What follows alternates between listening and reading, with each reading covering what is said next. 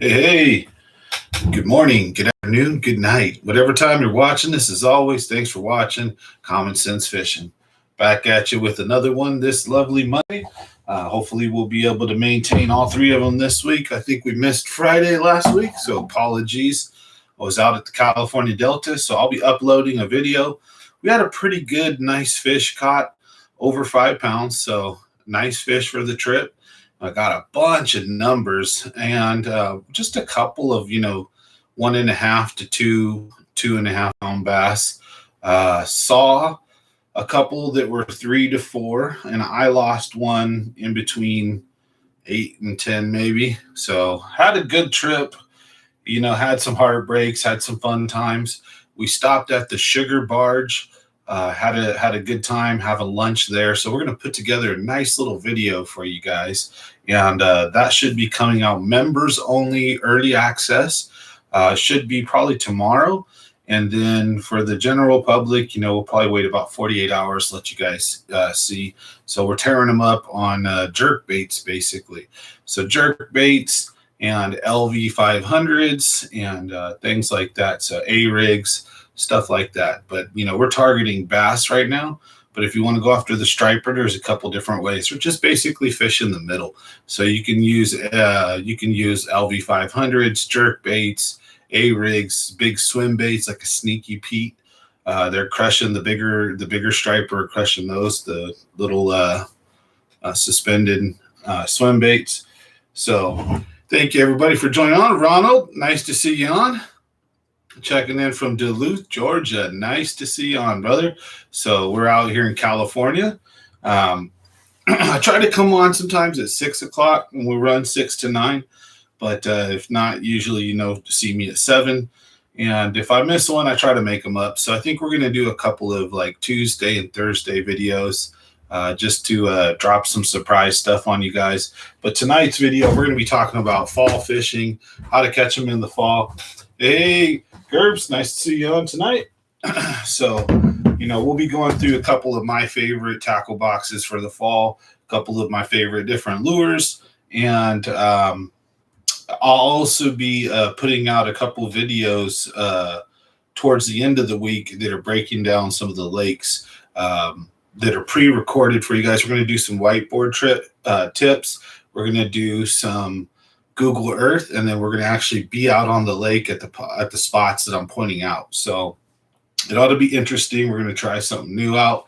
Hopefully it works, and from there we go, right? So wish us luck with that endeavor. Hopefully you guys and gals like that video, because what we're going to basically do is go on Google Earth, talk about a lake, talk about where I'd fish on it, go check those spots out, talk about the techniques and how we would fish them on a whiteboard, and then actually get out there and do it and hopefully catch some fish. So, and then tie it all together at the end and do a nice little video. So smash that like if you're just getting here. And for those of you who arrive later, I don't know if you'll be dropping in as I'm talking then, or if, you started over. Some people restart a live stream over so they can go from the beginning. Some people listen in until it's over. So a lot of different ways people enjoy live streams. I know I usually rewind and listen if I catch them live, but I'm not there for the beginning. I usually rewind it. So I don't know, everybody's different. But we're going to talk about some great fishing lures for the winter. How's it going? Keeping it real? Nice to see you in the house tonight. You've been smashing them at the Delta. So he's been doing good out at the Delta. That's where I went last Friday. And hoping to get back out. I've got a service call I got to run tomorrow, and then I'm going to put together a nice little video for you guys. So I got to go fix a couple heaters, and then after that, hopefully have enough time in the day, take the boat out to the lake, shoot a little footage, come back, edit a couple videos. Then we should be having members early access tomorrow afternoon, and then probably sometime around Thursday or Friday we'll drop for everybody. So trying to keep the content coming still, on the fishing trips and the fun times, but there's just a lot going on. So we're juggling, we're trying to make everything work. You guys know how life goes. But I'm also trying to get an appointment to get my boat in with Oliver's outboard so that I can I want to get to the leaky valve underneath the live well fixed. I need the pump fixed. And I'm looking at probably I'm going to want to change out my batteries to either lithium or just replace my batteries. And then I'm going to put a new fish finder on. So it just depends on if I can afford all that.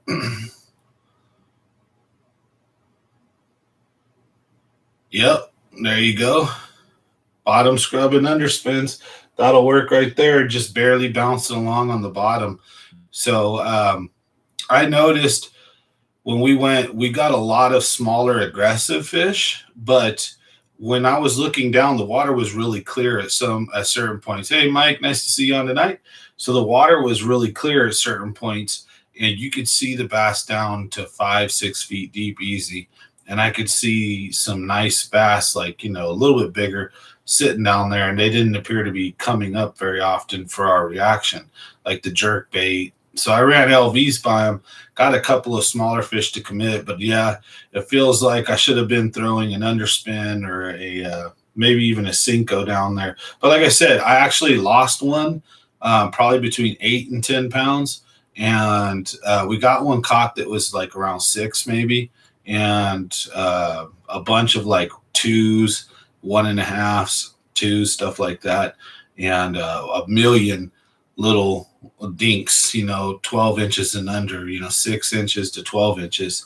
And they were very aggressive on the jerk bait on the pause. So if you were too fast, we weren't getting bit too much. You'd get a fish here and there, but if you slowed down, you just stop. Within about 3 seconds, you'd see your line start shooting. Boom, got one. So super easy with the jerk bait. Just 2 jerks and a pause, and you wait and you look at your line. Then about 5-10 seconds later, nothing. All right, 2 jerks and a pause. And they're hitting it about 1 second to 3 seconds after the last jerk. And, we're getting some good ones like that. And I lost, like I said, a big one. So we caught some good ones. The big one, the biggest fish of the day was caught on a wacky rig Cinco. So, that's a good old Delta tactic right there always. But fall transition, it all depends on what lake you're fishing, what body of water too. So, and some news for you guys. I didn't realize this until that day, but they had apparently put up a big dam on the San Joaquin River and effectively blocked off all of Frank's track.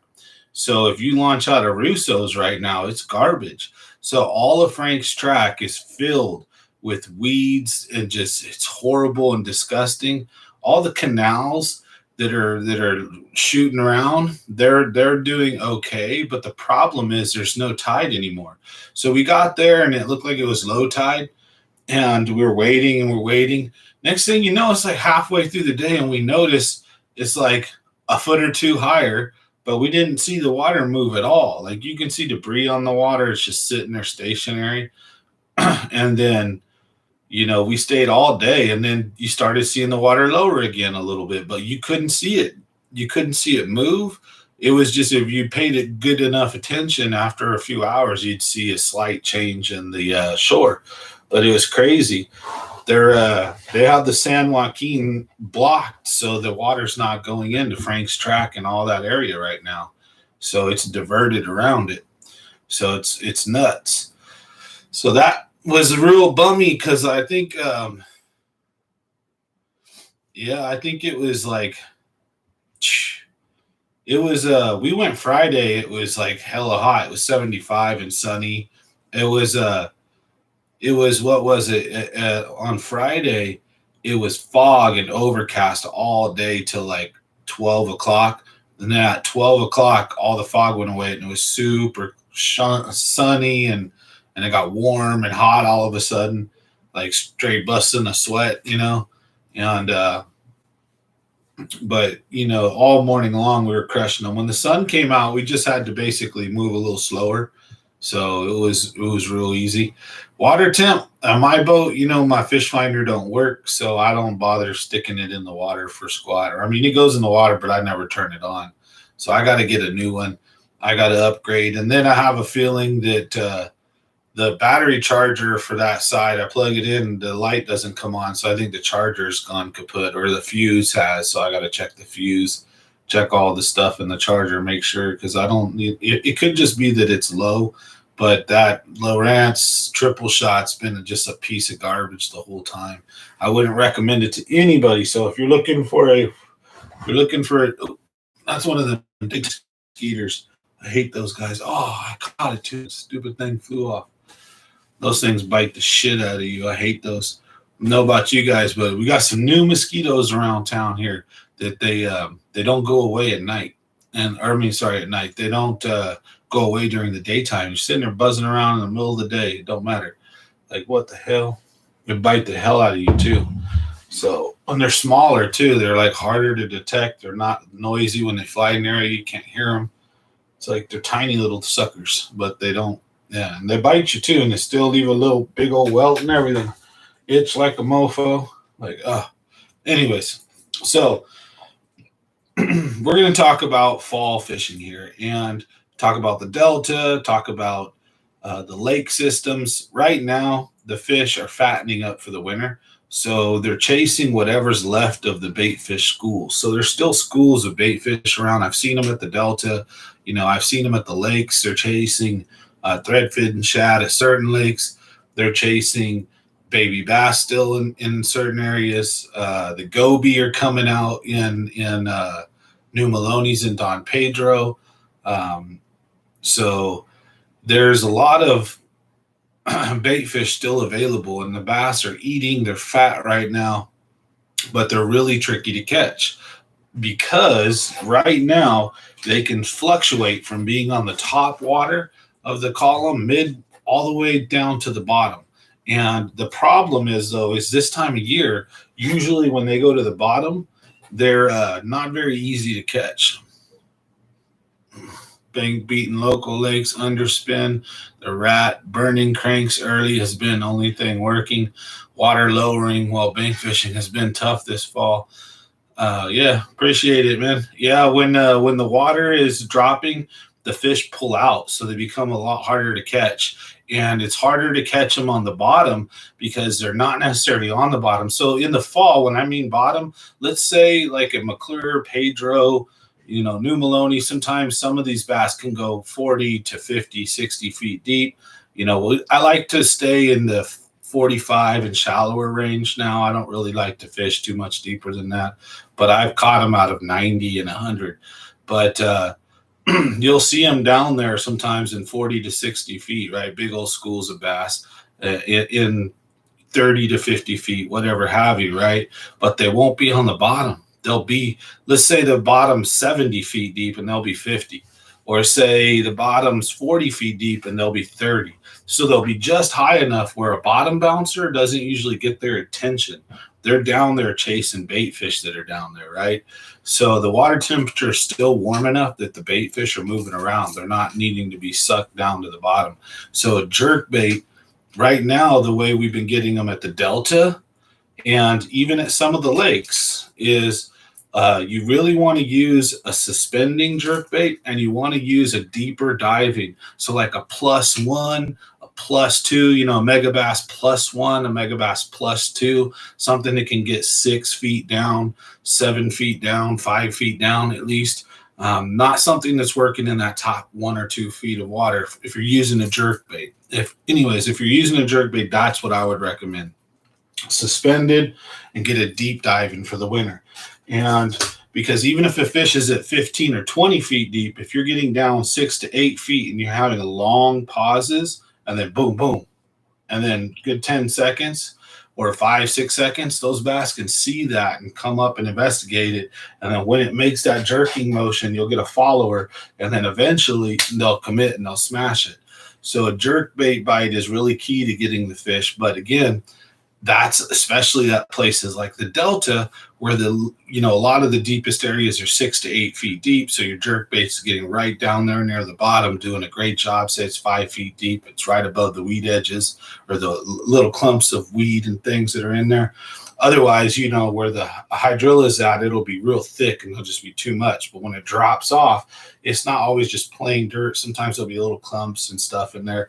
So, You can get your jerk bait real close to the bottom, and then you can work it along weed edges. That's where they're at the Delta right now. Where washes or where drains are, basically where you have two bodies of water, and then when there's a tide difference, when the water has to flow through a small, like a pinch point, think like militarily, right, where you would have a pinch point, like in the movie 300, where they held off that little narrow spot. And because, let's say, the tide's lowering, so all the water's draining out, and there's like this backwater area, and as the tide lowers, the water has to funnel through that little opening.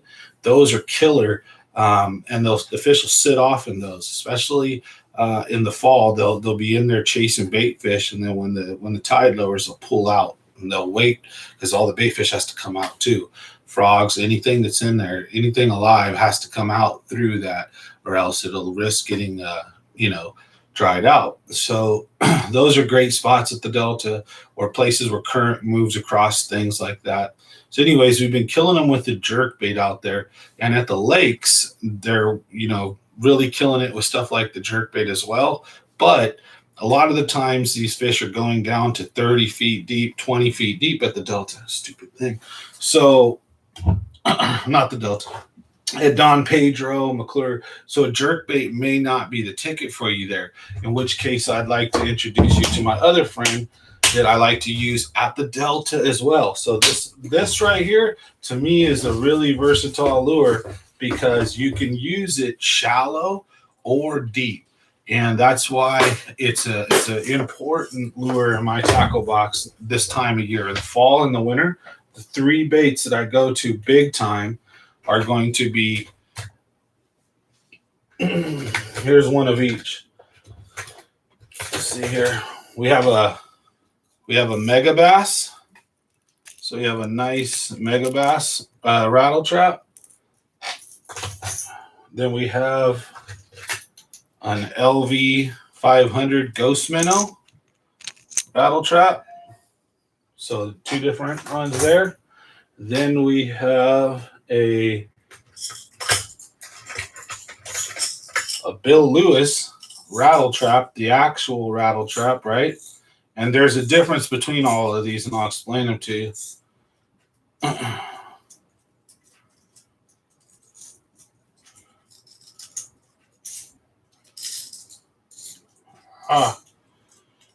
These are the cheap.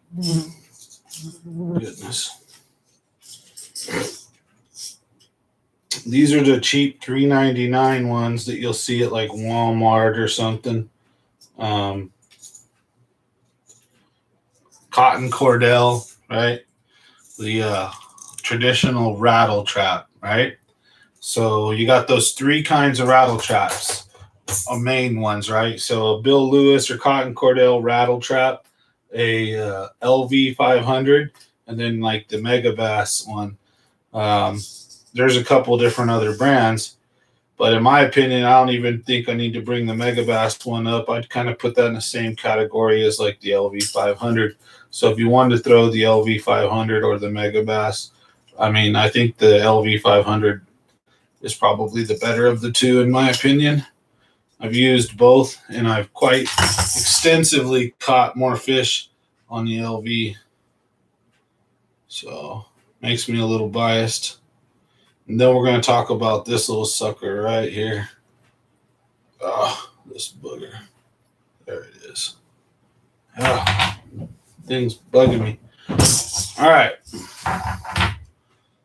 And obviously, here's a giant rattle trap. So, big old rattle trap there. And last but not least, of honorable mention is actually the Rapala version.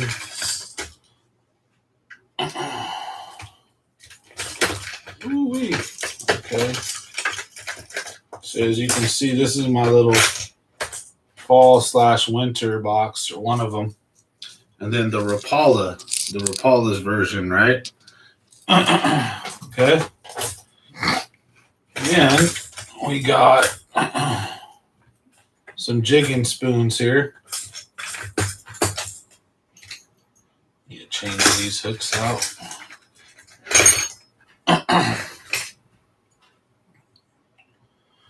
This is the River to Sea one with the stinger hook right here. So got the little stinger hook on the braid, right? And then the big treble hook on the bottom. River to Sea flutter spoon. All right. And then here are the two little boogers that I was talking about. Yeah, and these ones, I don't know. I throw them for sure. I have a way of working these things. They don't get snagged. It's crazy. It's all about how you pop it off the bottom.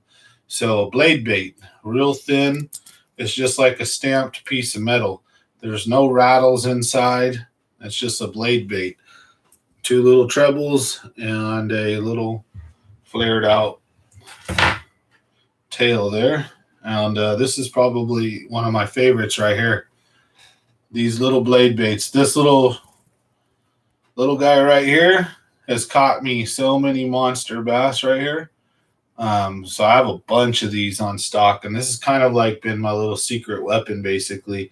That when the LV bites on fire and it kind of shifts and you don't know what's happening to it, they don't really want to hit it.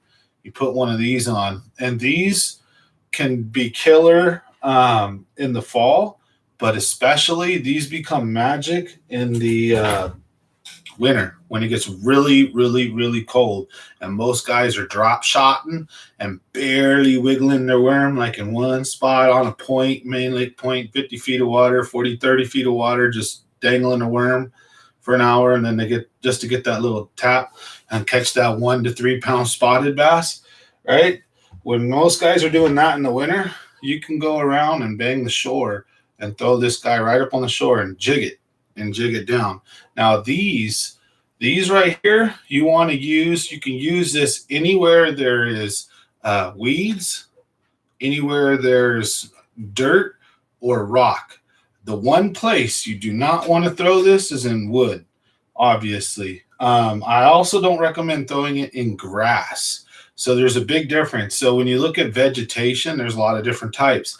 Hydrilla is the only one I would throw this in, because hydrilla rips apart very easy. So like the Delta, most fishing ponds, that green stuff that grows real tendril-like with the little things spiking off of it, right? Hydrilla, that's what you can throw LV 500s and you can throw blade baits in them, and they'll just rest in the hydrilla. And then when you pop it off, they'll swim right off. And if they get stuck and they pull some weeds, you just give it a double rip and it pulls out and then falls down and then rips right through on the next one, because hydrilla is not strong.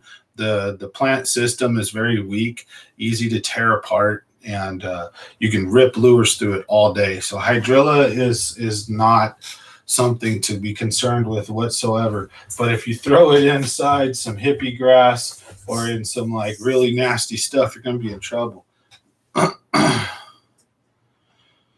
Yeah, in November when it cools. But also, so you got to remember, in the Central Valley here and in California, in this little area, we have La Nina and El Nino years, and they fish completely different. So when we go through our 4 years of drought, there'll be usual habits, usual haunts, and the fish will fish a certain way that I've noticed. Then when we have the wet years and it's raining and we get a lot of water and it's real wet and soggy, the fish seem to be on a completely different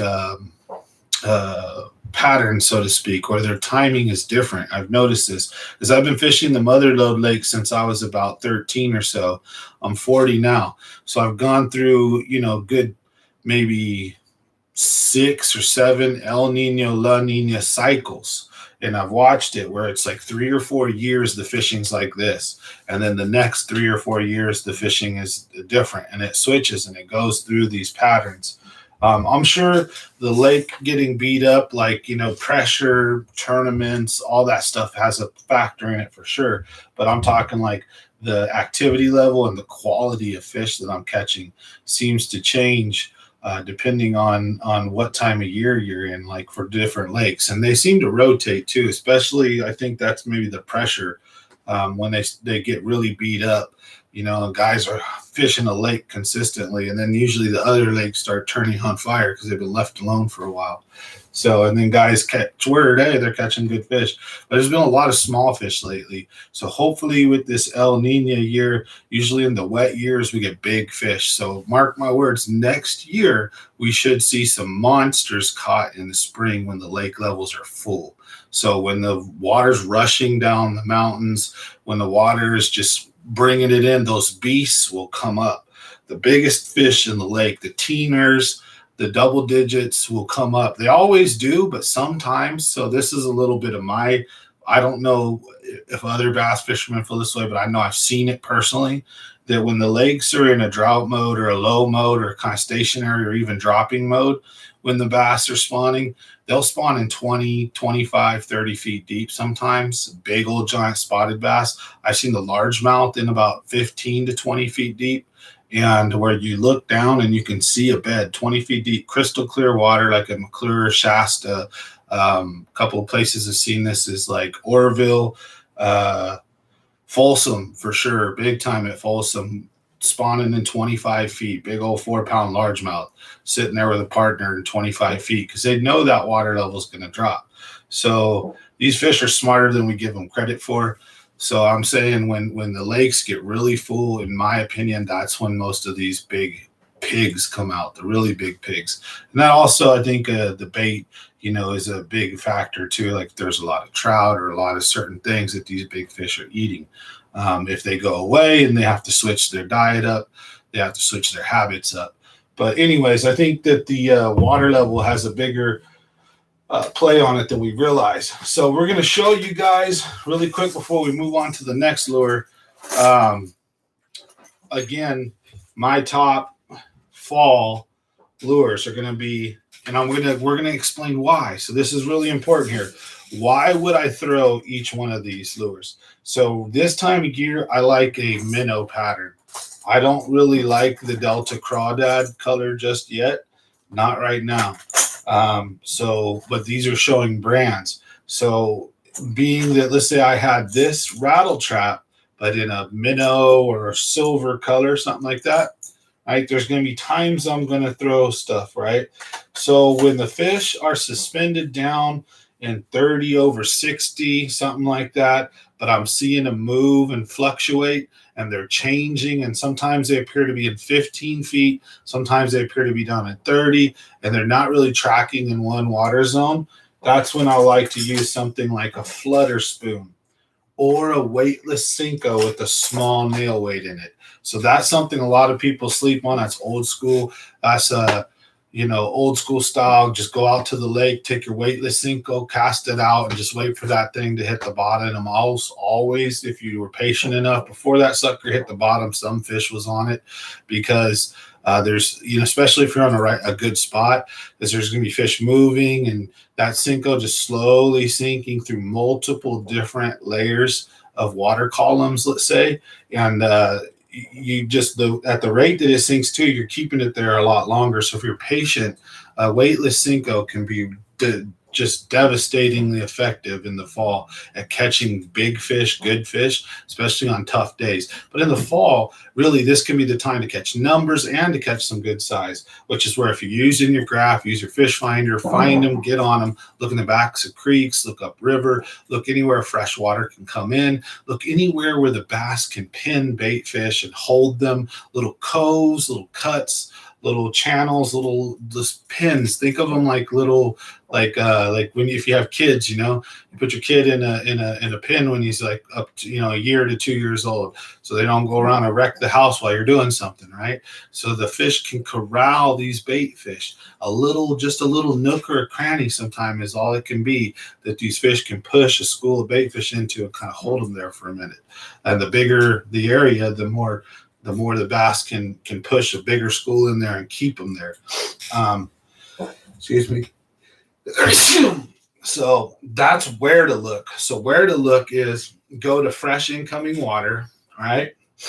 Then find out with your fish finder what depth they're in. Now, if you're seeing them reliably in other depths, that's when I'm going to point out some of these other lures and what separates them. Now, if the fish, like I said, seem to be fluctuating, the two lures that I like best are going to be a weightless Senko or with the small weight in it, and a flutter spoon or spoon, right? Something that's going to take its time going down there as well. Now, the third backup, and we're going to talk about why this is this, would be the cheaper rattle trap like this. All right. And I'm going to go with like the 1/4 ounce or whatever the smallest one they have. Not necessarily the smallest, but because they make a really small one, but like the next size up.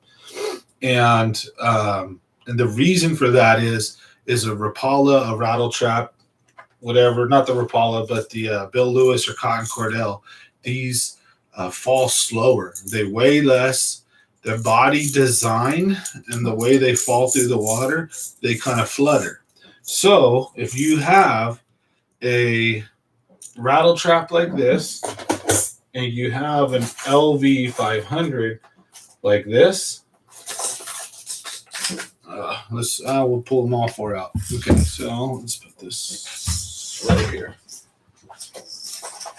So these are actually all four that I would talk about right here.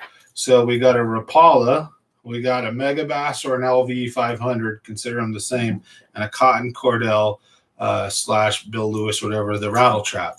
So each one of these has different characteristics, right? So the LV 500 and Megabass are much heavier and denser. The profile is actually smaller and more dynamic in a sense that they still fight the water and have a fluttering effect, but they drop quicker. So they will hit the bottom quicker. They'll cause a little bit more of a reaction bite. They're just going to fall fast, right? So these have their keys when you really want to rip a bait, move a bait fast, when you want to reel a bait in across the top of the water, if you see them in the top column, or if you're jigging. And my favorite technique is to throw this out there, just let it hit the bottom, and then to give it little hops on the way back in, right? So these are a lot heavier. This one, the Rapala, this one is like a middle of the road one. It's kind of, it's heavier than a Bill Lewis, and it's got a thinner profile. So it's going to dart through the water and cut through the water, but it's not going to fall the same as an LV 500. So sometimes if the fish are just a little bit finickier, that you may want to put a Rapala rattle trap on. It may outperform the LV 500. Usually the LV 500 is going to outperform it. So you got something that sinks fast, got something that sinks medium, and then you got something that sinks slow. So depending on where the fish are at is going to be usually which lure I'm going to use. So if the fish are in the middle to the top of the water column, I might use a lighter weight one that's going to have much more of a flutter on the way down. If the fish are in the middle to lower water column, or in that where area, I'm gonna be right here. We got a crazy folks, so we'll have to kick him out. Huh? But and then the next one would be your LV 500 or your Megabass. So let's see. I don't know if we can. We can just let them keep commenting forever, though. We just say we disavow all that crap. But anyways, we handle trolls pretty well on this channel. I do like to say we usually end up winning them over. So, but I don't know with all that.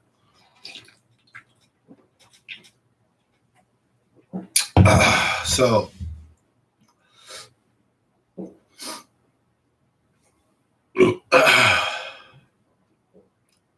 Yeah, you exactly. Aneath Harrison, you got it right. These get the job done and do not break the bank, which is another big reason why to have these in your repertoire. Is when that rattle trap bite is on fire, you can go through a ton of those and don't stress it. Break it off. It's a $3 lure. Just let it go. Throw another one. And they will produce big fish. Losing an LV 500 is a bit more of a pain in the ass, isn't it? It sucks. But I like to throw them so much. I'll throw them from shore. I'll throw them from a boat. I'll throw them from wherever. It just depends on the situation and the shore line. And if the shore is too steep, you also don't want to throw it from shore because you're going to snag and then you're screwed. So throwing things from shore, I almost never use anything with treble hooks. It's almost always rubber, bottom bouncing, or either reaction that's not going to touch, like a crankbait, spinnerbait, or topwater. That LV500 technique is more for something you're going to do in a boat. But if I'm in the right spot, I'll do it.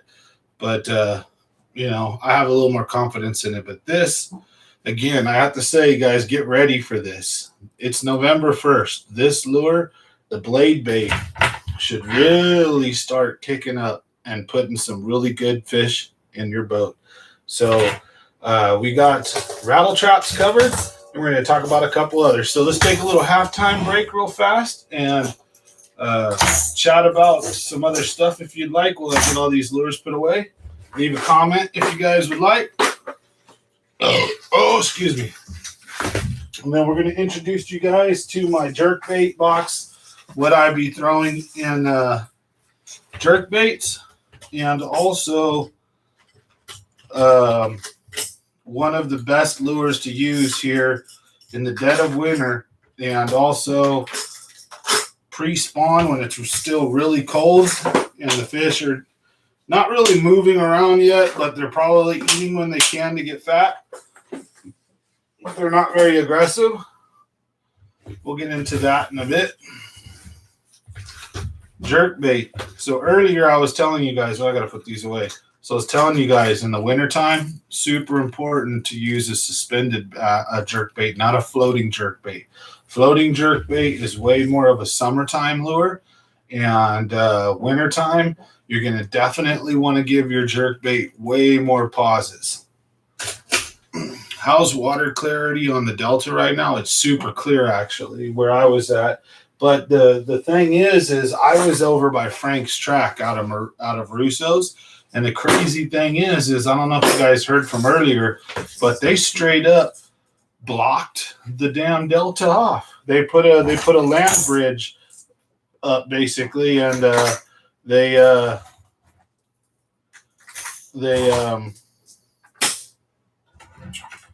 stopped water from flowing into there. So we were sitting there all day, and the tide never really started moving.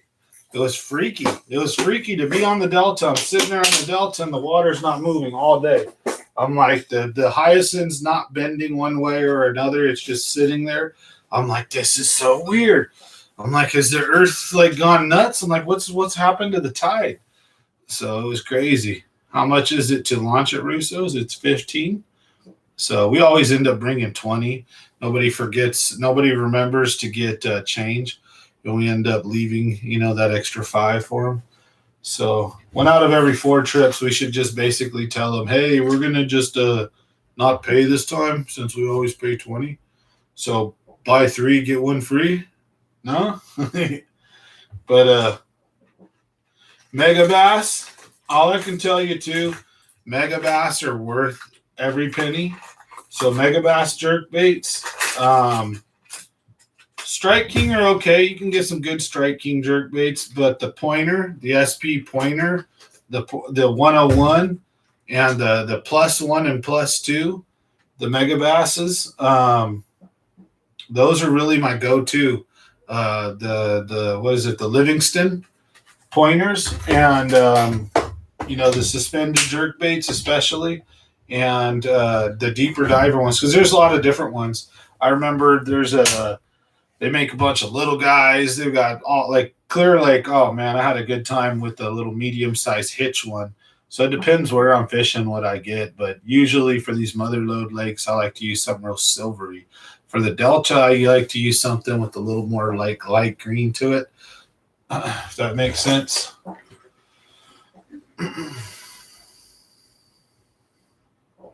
Oh yeah. Yeah, I like Megabass's jerkbait, but the Livingston, what is it? The Livingston pointer or whatever it is. I'm sorry, this is off the top of my head as far as just remembering. Sometimes I get burnt and forget, which I get dyslexic and interpose them. So, but I know it's like I want to say it's the same people that make the LV500 Lucky Craft. They make a jerk bait. Lucky Craft does, and they're if you know how I blast the LV500s as being great rattle traps. The Lucky Craft jerk baits are just really phenomenal as well, and they make so many different kinds. But I like in the summertime, I want a floater. In the wintertime, I want a suspender. And then in the summertime, sometimes I'll go with a shallow floater, so it's almost like a wake bait. And then sometimes I'll go with a deep floater, so it goes 5, 6 feet deep, but it'll float up.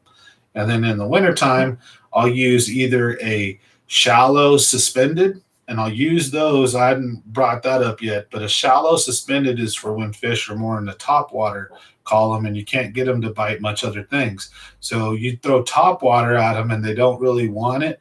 Usually it's because you're throwing something like a whopper plopper or a frog, and maybe they want something like a spook, or even they want something like a popper and they want pauses in it or erratic motion and not just like a like a buzz bait or a whopper plopper. So, but anyways, if they're not hitting top water, but you see they're in that top 10 feet of water, 10 feet and up, and they're swimming around right underneath the boat basically, and you're seeing them occasionally bust and doing things. A jerk bait is a really killer lure, and then you can use the one that goes like 1 to 3 feet down and suspend it and stop it, and it won't float any higher. But I'm a big fan of like that 6 to 8 feet diving jerk bait that's suspended, and especially in the wintertime. And sometimes don't be afraid to downsize, because match the hatch, you're going to notice there's a lot of 2.5 inch, or even 1.5 inch, 2.5 inch bait fish are on right now. Some depends on what your fishery is. You might have big bait fish, in which case, sometimes you're throwing them big swim baits and they'll whack them. So it's not always downsize, but right now it'll get you some numbers and put a lot more fish on the board.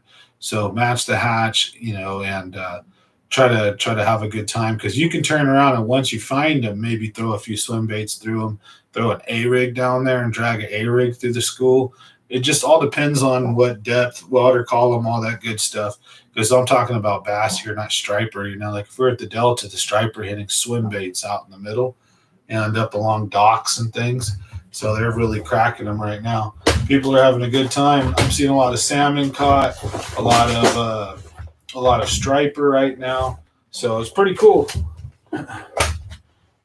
And we're going to talk about one other winter lure here. Sorry, fall lure.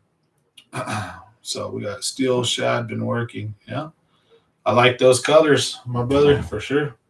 Cheers and salute. I hope everybody's having a great Monday night. Hope everybody's weekend went well. Hope everyone had a happy Halloween, safe, good times, all that great stuff. And don't work too hard this week. And, as always, I'll be back at you guys Wednesdays and Fridays with these live streams. Trying to end up getting a guest here so we can argue and chat and talk and have a good time and be a little more entertained, and hopefully and also offer some different points of views and takes on what we're using and how we're catching the fish. So always interesting. Yeah, the little steel shad blade bait, it's all silver. It's right? And I'm pretty sure that's the one I'm thinking of, right? It's all silver, like stamped.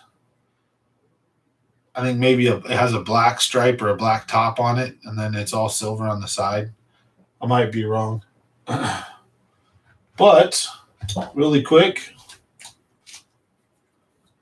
if you can't catch them and you know where they're at and you can't get them to bite, float and fly. Dead serious. Bobber stop, a bead, a bobber, a little 6 or 8 ounce or 16th ounce or 12th ounce hair jig, and go to town. Cast that sucker. Start with your bobber leader at, say, 10 feet. Cast it into 12 feet of water, and then start working it out over 20, 25 feet. And if you don't get a bite, reel it in, readjust it to 15 feet, and work it deeper and deeper, and so on and so forth. And, okay, use the colors. All right, yeah. I don't, I don't know the brands on the blade baits very well. I know that I usually get they come in a plastic container and I get them at Tackle Warehouse. I forget which ones they are. Like I just buy them because they look killer. It's the two that I have. I use a little like a shad color and a perch color.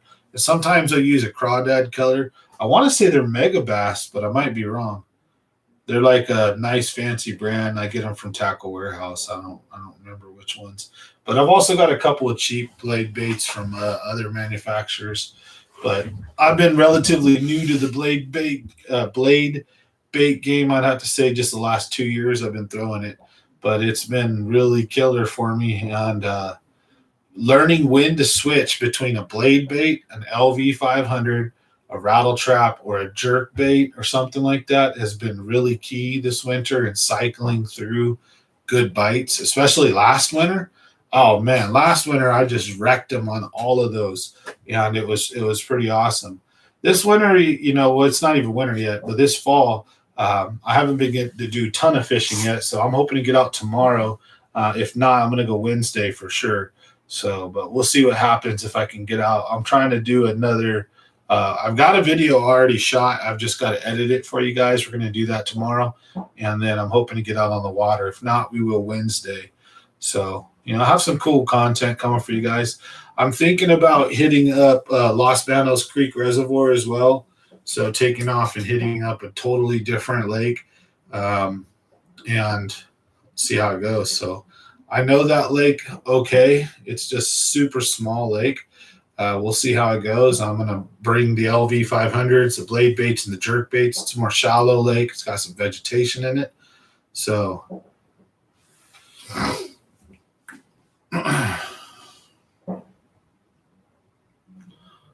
yeah, P-line's good stuff. I like Seeger, P-line. I'll tell you what I used to use when I first started in the fluoro game was Berkeley Vanish. And man, Dev, I just hated that stuff with a passion. It just always snaps and breaks on me. Like I hate Berkeley Vanish, but I'll use whatever I got. But Berkeley Vanish has been just like a real like pain in the butt line for me. And then I've used P-line, I've used Seagar. I think with fluoro, the real thing comes to is remembering not to over tighten your knot when you tie it because of the way it cinches on itself. But it just seems like certain line is just way cheaper than others, doesn't it? When you like snap lines, just tying the knot, like what the hell is this? And it's like 10-pound test. And I got 8-pound tests and I'm like, get snagged into a tree and it doesn't want to break. And I'm like, what? Have a hard time breaking 8-pound tests, and then you take 10 and it snaps like butter in your fingers. Like, what the hell? So usually, make sure a little tip, lubricate your knot and don't tie it down so tight when you're using fluoro. This mono, that was something you had to do.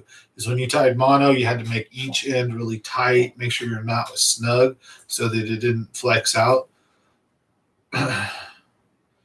Oh yeah, Sunline's good. I got one of my rods spooled up with Sunline, but I broke that rod, so maybe I have to trade it out. The reel, anyways. I got one spinning reel, spooled up with it, and the rod that I had that on, I was drop shotting, and I went and I just made a flick cast like this, and I was using a round drop shot weight, and it happened to hit the pole. Like I made a hella hard far cast, just and the weight just crashed right into the pole and snapped it in half. Boom. I was like, what? Lame. I was all sad too. It was my birthday rod. Like all just 1 year too. Like my birthday's coming up in like 3 weeks. So, but I'm like, I don't think we have a warranty on that rod. I'll have to check with the wife. But I almost don't want to tell her. She'll be all mad. You brought the rod I got you for your birthday? Like it wasn't my fault, I just cast it and it broke. But another one, guys, I'm serious, the float and fly. Get ready this winter. Float and fly is more of a winter lure, but if you can't find them and it's or you can find them but they don't want to bite, that's a tricky little lure to get them to bite when they don't want to. So that is like the sneakiest little lure. ever invented right there. It's like cheating. You can also enjoy a lunch. You can take a break if you're getting your butt kicked. Pull out the float and fly. Set it to whatever uh, distance down the fish are showing up on your fish finder. And if there's any current, any wind, cast upwind or up current so that it will drag and float. And then the lure down below will move slowly. And then when the bobber disappears, you just stand up and start reeling. It's so easy. It's awesome. Anybody can do it. So when you start having a struggle out there, that's one way to get your skunk out of the boat, put a fish in the boat. And believe it or not, during a certain time of year, you won't be able to put it down. It'll get hammered left and right. And it will be hard to catch them almost any other way because it's a suspended technique. So that's one of the best suspended techniques that guys don't realize is the float and fly. Because whatever depth they're showing up on your fish finder, you just set your bobber stop to that and then cast around you and then let your bobber, you can twitch it with your pole and work it just like a lure and then let it sit for 30 seconds, a minute or two, and then twitch it, pop it like a popper. And you can work it all around, swim it around, do whatever you want with it. And it actually will produce. So Ned rig is really a good lure right now too for any lake that has, or any body of water that has scalpins or plecostomuses, because the Ned rig imitates like a bottom feeding bait fish really good. And most bait fish don't bottom feed like that. Like right now, this time of year, they're not down on 50 feet deep. They will, but in the shallower water. And so a plecostomus or what the Ned rig is supposed to represent is a bait fish head down feeding in the rocks, right? And for lakes that have those, they spawn this time of year and they come out in massive numbers. So, and they're right on the bottom. So the Ned rig is a killer lure this time of year, especially in lakes that have those. Certain lakes don't have many of those. They may have more threadfin shad, in which case your fish are going to be more suspended. It all depends on what that body of water has. And, the fish are going to key in on whatever bait's more predominant there. So, but there's a lot of like Don Pedro and New Maloney's has a lot of those, what are they called? Like a plecostomus or a, I said it earlier and I forgot the name now. Sculpin. Yeah, sculpin. And they're just bottom feeders, but they're bottom feeder bait fish. They're not carp. They don't get real huge. They're little mini armored catfish type things like you have in your fish tank. So there's natural ones out in the wilderness, in natural lakes and stuff. But McClure doesn't have a ton of them. McClure has some, but doesn't have a ton of them. Bodies of water like Don Pedro and New Maloney so have a lot more. So Ned rig over there should probably work okay. It just depends on if the fish are feeding on them yet. And in your area, it sounds like they are. So RC's over there, West Virginia area. So it's cool to have so many viewers from different diverse areas. We got viewers from Georgia. We got Ronald dropping in, first one to comment. Thanks for commenting. We got RC Creative over there in West Virginia. Caglio Azul drops in every once in a while. He's from Turkey. I've seen some guys from Germany, Denmark, a couple other places, but mostly here in the United States. We've got a few guys on the East Coast, Connecticut, the Funkin' CT. We got guys down south and a lot of over here, over local in the Central Valley, California area too. So I appreciate everybody watching and hanging out. We try to do a live stream that's entertaining, informative, that you can sit back and listen to. That is relevant, and I try to also be beneficial to the community. Try to give back and teach, do what I can. So I don't know a lot. I mean I'm okay at fishing. I'm no pro or anything, but I like to share. I'm genuine. I like to help the community. We do giveaways every month here for our members. They get early access. We do a lot of cool stuff. So this Christmas I have a big plan for all my members. Going to get a big gift from me. So big thank you, shout out. Hope everybody had a happy Halloween. We got Thanksgiving coming up, so stay safe. Make sure you guys check your heaters out. It's about to be cold. Make sure you turn them suckers on. Change the batteries in your thermostat. I know this is a fishing channel. You're like, what the hell? But I do heating and air conditioning for a living. So if you want to save a little money, change your filter before you try to turn your heater on. Change your batteries before you try to turn your heater on. And away you go. Those are the two best things you can do to at least make sure you have a good start. Have a guy check it once a year if you can, but stay safe in that aspect. So hope everybody stays warm, Depending on where you're at, it's about to start getting cold here soon. This area, it don't ever really get cold. I'll go fishing and it'll be, 40, 50 degrees. That's not cold. It don't snow here much. Up in the mountains, it'll snow, but it's, not ultra freezing. It's, whatever, 30 something degrees. It's not going to be like -10. It's not like we're in Wisconsin or Minnesota or something. The water don't freeze. So, but I know Cook was doing some fishing in the snow last year. I've just missed it. I remember one time I was out there. I came home right as it had started. One time I got there right afterward. I've been hit and miss last year. I didn't get a chance to fish in the snow. Would have been fun. I'm sure it also might have been a little dangerous. Don't want to slip in. Better make sure you have your life jacket on, because that would suck to be totally upriver, fall in the snow, in the cold, cold water, and then have to drive in the boat 50 miles an hour to the ramp to, oh yeah, don't hope hypothermia don't set in by the time you get there. You'd be all jacked up. But yeah, so definitely good time. You should always wear your, life jacket, but in the wintertime, man, you gotta be careful because you can hit the water and almost have like a seizure or like a muscle spasm because the water is so cold. So, life jackets save your life. But especially if you're gonna be dumb like me and fishing in the snow. I'm trying to kill this damn mosquito, you guys. If you guys wondering what I'm all about here, I'm trying to get this bastard. Yeah. Got that little bugger. Little shizer. Bite me. Right? You guys see the comments? I just ignored them. It was because I can't delete them. Right? I'm not from here. I don't know how. I'm looking. I can't delete the comment, I don't think. Oh yeah, I can. Wait a minute.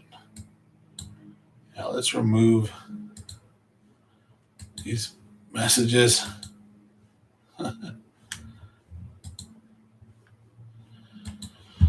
Yeah, because I was all in the live stream. He jumps on. I'm all like, what the hell?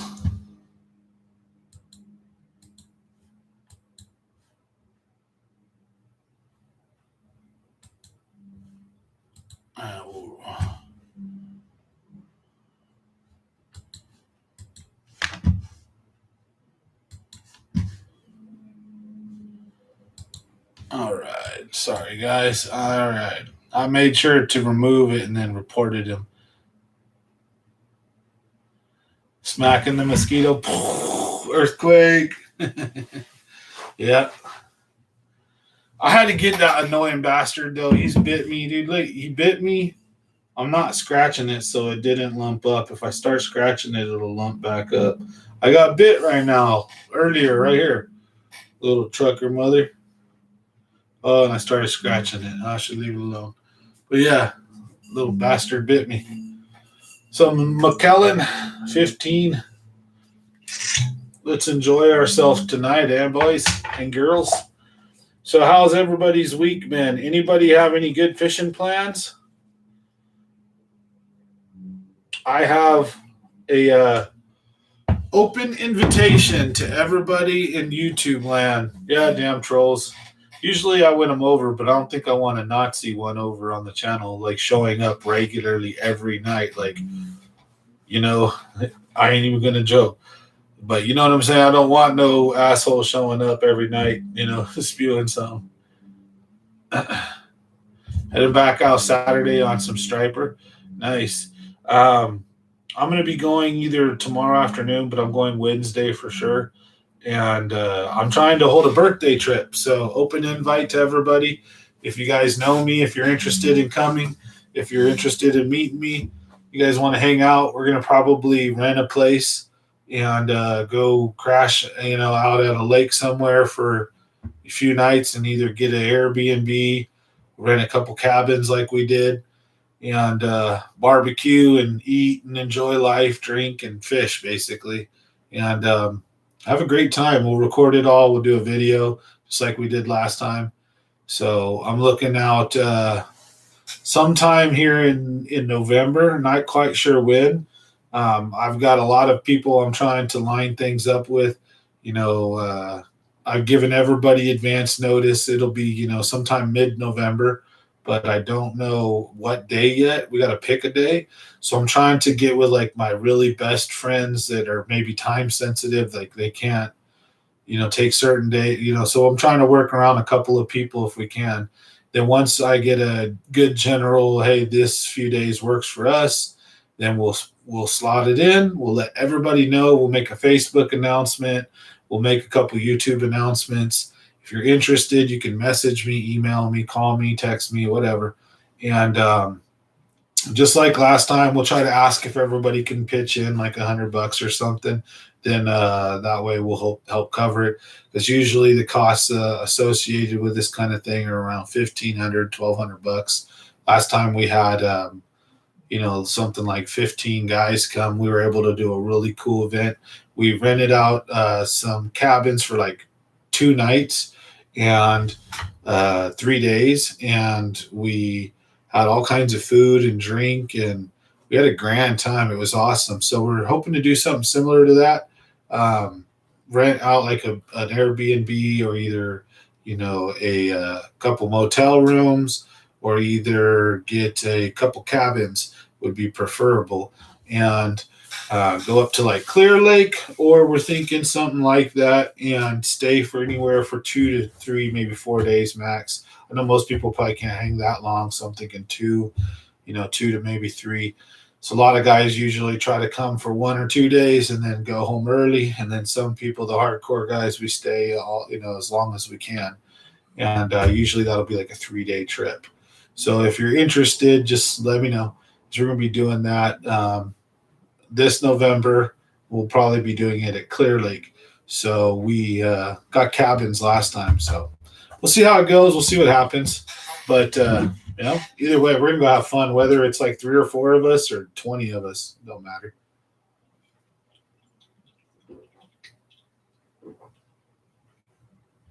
A lot of the same guys seem interested in going, so that's good news. We'll have a lot of the old crew back together.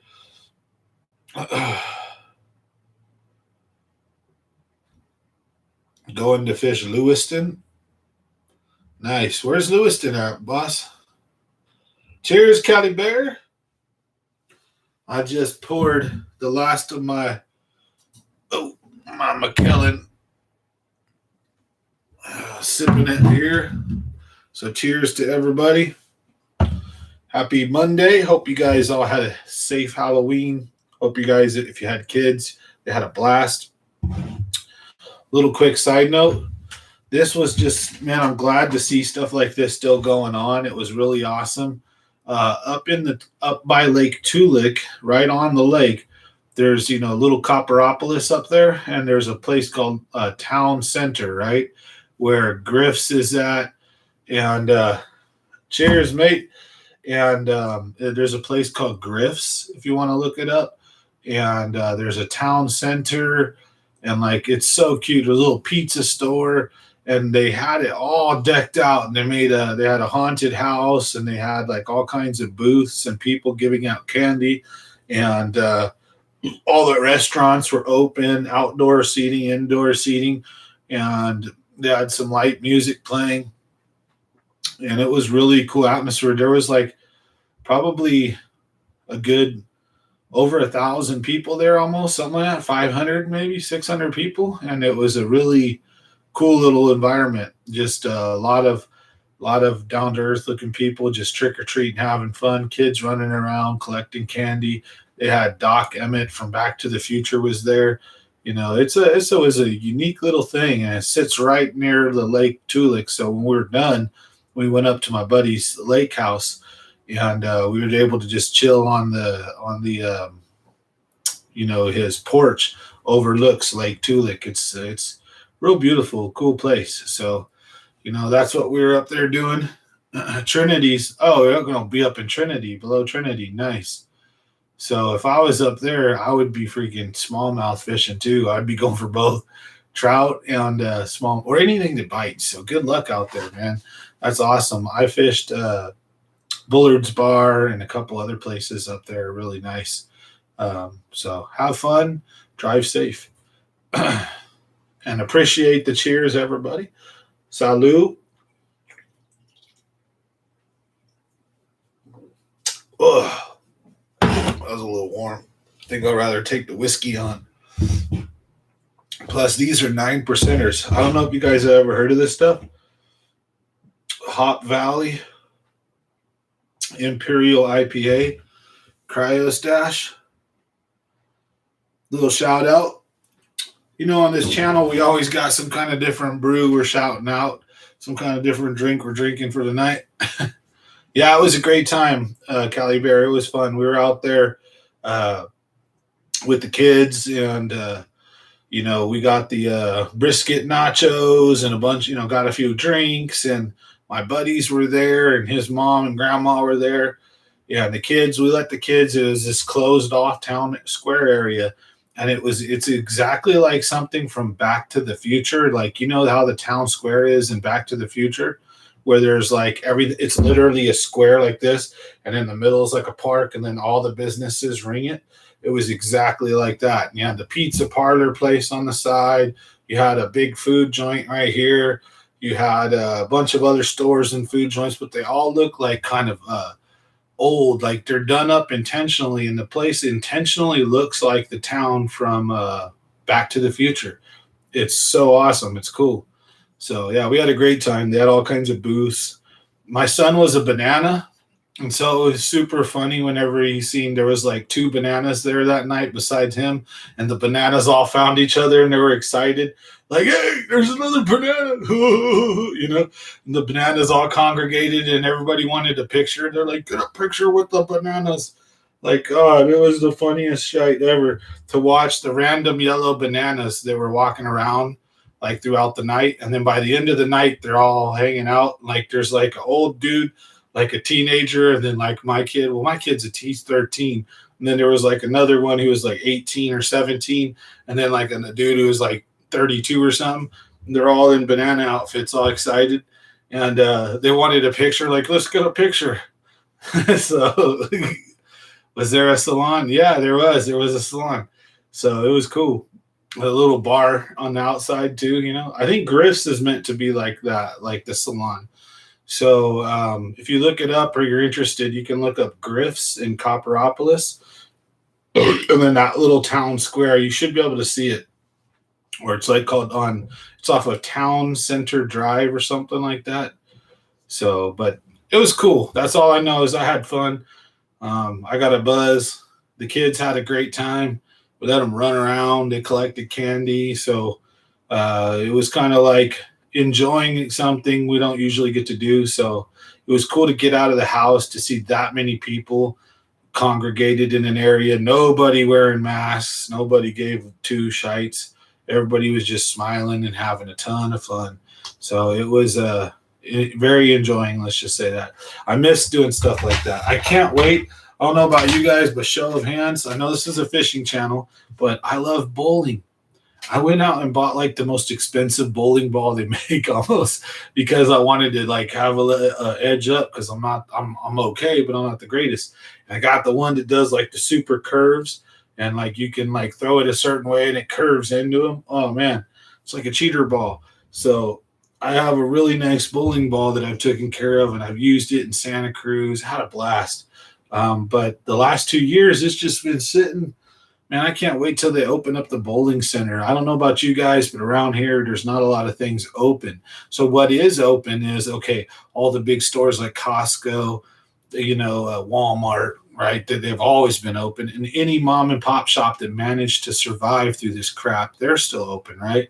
But there's not a lot of like concert fun thing like fair, there's not a lot of like swap meet type fun stuff, just with like people doing stuff like, Venice Beach type thing. There's not just there's not the movie theaters are dreary. There's no, even when the weather was correct, there was no drive-in, right? There was no, a lot of parks were closed even. It was stupid. So it was just really tough to try to find some honest to God fun stuff to take your kids to go do, where you don't got to be all masked up or paranoid the whole time, right? Like go out to the beach or something. You'd only go to Monterey or Santa Cruz or whatever so many times. And then even then, it's just been tough. So it was really fun and awesome to get out and live kind of like pre 2000 or 2020, if you know what I mean. It was a breath of fresh air. So I recommend that to anybody, man. Get out there and live life, because it finally feels like certain things are just like turning around and opening up while the world's falling apart. It's like, I don't care, I'm going to go enjoy it, right? I'm going to go live life and have fun. So, those kind of things are awesome. I can't wait till the bowling alley opens up. That's also why, like, get out on your boat, go fishing. A lot of guys hang their hat up in the wintertime. As soon as the cold weather comes, a lot of guys winterize their boat. Maybe they start hunting. Maybe it's football season. I don't know.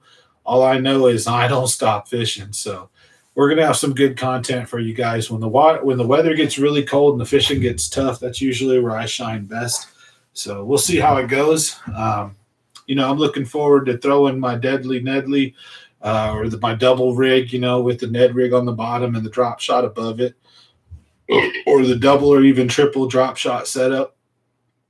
A lot of cool little tricks we'll show you guys this year. Rolling an A rig down in 30 to 50 feet deep and catching them in the winter on an A rig, LV 500s and blade baits, and floating flies. And then when all else fails, of course, the drop shot, all that good stuff. So, we'll have a fun winter this year. And no more Kelsey, they sold that. So we'll be forced to play in the big lakes only, and hopefully we'll get on a double digit.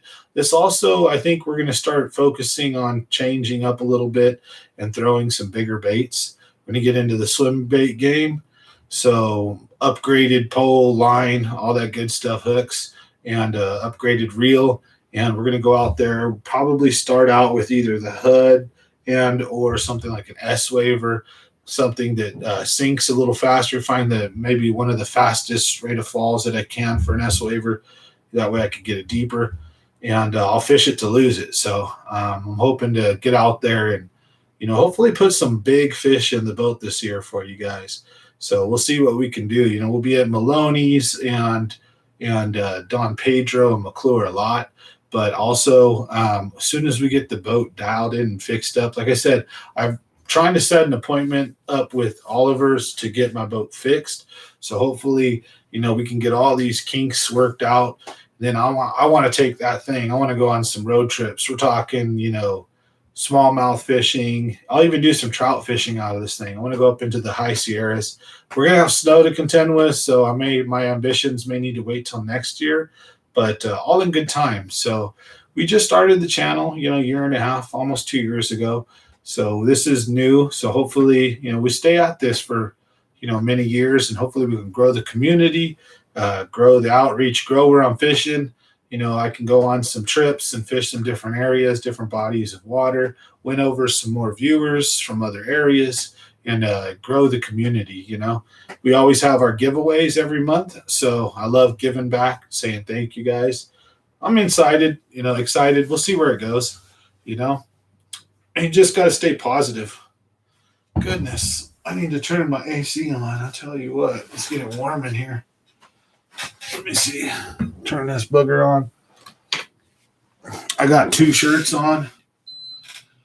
I was busting my butt today. Doing a lot of yard work, all kinds of crap.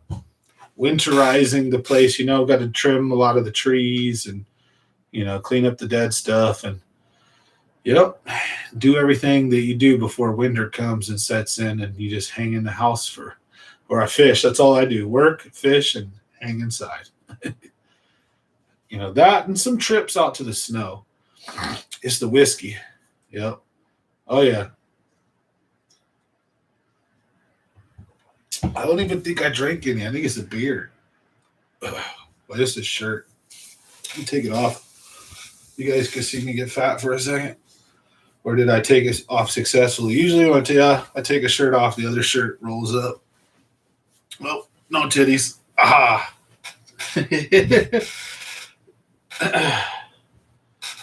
Whew. Feel a little better now. I got this shirt all dirty though. I was out there mowing the lawn, getting all down, doing all kinds of stuff. And then I'm having a huge sale. So if anybody's interested, just a little FYI, I'll shoot them out. I'll shoot this out probably once a video just to say it. I hate even saying it like this because I've got a little setup. I'm going to go take my stuff. I have almost like a little store. I figure why not give you guys a crack at some of the stuff first if you're interested, especially for Christmas. So I've got like a ton of toys that are not meant for the kids that I've been collecting, like Transformers, G.I. Joes, and other stuff. But I've got probably about 200 autographed jerseys. I've got like 20 or 30 or more, probably 40 autographed baseballs. I've got about 10 or more autographed footballs. I've got like 12 autographed baseball bats, comics, baseball cards. I got all this stuff. So perfect, Christmas presents. So I'm going to go out and I've got this little shop that I'm setting up there. I'm going to go take them like once a week and go out there and, put my stuff up. So if you guys know anybody who's interested, you can message me, get a hold of me. If you want to see what I got, let me know. Otherwise, this isn't for that. This is a fishing channel. So, but that's what I'm doing. So I've been doing a lot of work today. The last couple of weeks, we've got the dog dying of cancer. We're putting her down this Thursday. Just a lot of stuff we're juggling. So fun times, but I want to make sure I'm here for you guys. Again, I have some good content coming out this week. So stay tuned for that. Keep your eyes peeled on this channel, uploading like regular. We're going to have some regular old fishing videos like we usually do. A couple of tutorial how-tos, whiteboards. So some of the old stuff's coming back. We're going to, revamp it, how we're doing with the whiteboard, but we're going to mix them. So instead of doing like a 30-minute whiteboard video, we're going to do maybe 10 minutes of whiteboard information with maybe 5 or 10 minutes of Google Earth showing, and then maybe 15 or 10 minutes of physical on-site fishing video of actually being on that spot in that lake. And then what I can do is I can pre-plan my videos, right? And say I'm going to do a video on LV 500s. I can take you and I can go on Google Earth and find a part of Don Pedro and record a 10-minute or so, 20-minute, video about how I would fish it, why, where, what, how, all that good stuff. And then pull the whiteboard out, do the same thing, and then redo that for a jerkbait, for other bites, and for different times of the fall, different places. And then when I go to the lake, I will shoot to all those different locations and with those different lures. And that way, one trip, I can make 3 or 4 videos on different subjects and break them down, make them more interesting, more entertaining, hopefully. So that's the idea. It's kind of like, say, if I'm going to talk about jerkbaits, then let's make a video just about jerkbaits. And then let's maybe combine some footage of jerkbait fishing at Pedro and McClure, or just Pedro. And let's show you on Google Earth where I fished, how I fished, why. And then on the whiteboard, let's show you like the reasoning behind it, right? The math, the science, so to speak. And then the actual footage shows you backing it up, putting my money where my mouth is. And then also showing the success of like, hey, this technique or that technique. So we'll see, easy stuff that don't require, moving the moon and stars. So that way we can still produce some good stuff for you guys and gals. And before we get too late in the video, I want to make sure I'm getting all my bulletin points out of the way. November giveaway is going to be sometime mid-month, like between the 14th and the 20th. I want to get that over before I go on my birthday trip or right around that same time. So stay tuned for that. And then don't forget big Christmas notification. So all the members, I hope, everybody pays attention for Christmas. If we get a couple members who just don't get back to me, we'll save their stuff for a month or so. If not, well, then you guys know how the story goes. We'll raffle it off. So we've got also Keeping It Real and Barefoot Bassin both are winners. I need to get them their $50 gift cards. So I was hopefully going to see Barefoot Bassin last Friday, but we didn't get a chance to link up. So I've got his $50 gift card. Danny, I just got to grab, his, and stay tuned. So we'll see what November. I think we're going to switch it up. Instead of a gift card, maybe we're going to do another awesome lure tackle pack. Maybe something worth $100, something like that. Maybe what we'll do is we'll put in a couple of my favorite lures, brand new, unopened. A couple LVs, couple pointers, couple blade baits, something like that. Give you like a winter pack. Because by the time, we get it there, by the time shipment gets there, fall will be already winding down. And so the winter time, fall and winter can be very similar, but how you fish your lures is going to be what's different. Fall, they're going to be a little more active and suspended, while winter, a lot of the times, they're going to be right smack dab on the bottom, on the ground, be more lethargic. But you're going to still use some of the same lures are going to work in the winter. Still a jerkbait will pull shallow fish. They'll pull fish out of cover. They'll pull the morning feeding fish.